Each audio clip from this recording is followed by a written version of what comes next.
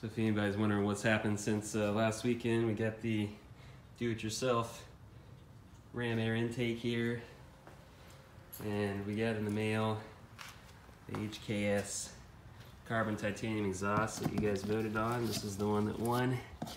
The ETS 4-inch was a close second. It's really cool looking exhaust.